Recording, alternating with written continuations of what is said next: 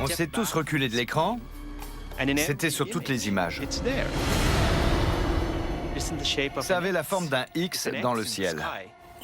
Un petit X. Très curieux.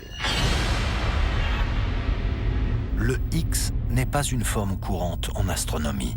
Pourquoi un X? Ça n'avait pas l'air naturel. L'objet se déplace à 17 700 km/h. Est-ce une construction? Un vaisseau spatial? Le X géant mesure plus de 2400 km de large. Aucune machine aussi grande n'est fabriquée sur Terre, mais cela ne ressemble pas non plus à un phénomène naturel.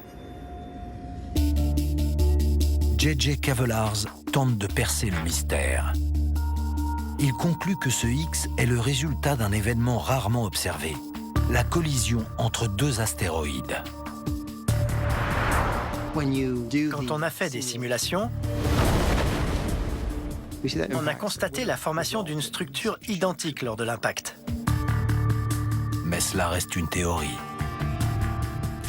On ignore plus de choses qu'on en sait. Ça tient à la nature de l'univers. On ne saura peut-être jamais si l'objet brillant en forme de X qui file dans l'espace à 15 fois la vitesse du son est la manifestation d'une vie extraterrestre. D'après certains scientifiques, il faudrait plutôt chercher des êtres qui se déplacent plus lentement.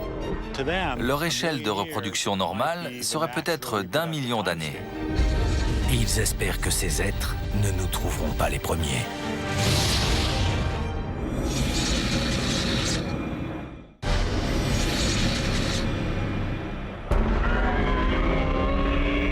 Des créatures extraterrestres âgées de millions d'années qui vivent au ralenti sur une planète à l'atmosphère méphitique. Cette forme de vie serait tellement différente de la nôtre qu'on n'imagine pas à quoi elle ressemblerait, et vice-versa. Pourtant, cette forme de vie existe peut-être dans notre voisinage cosmique.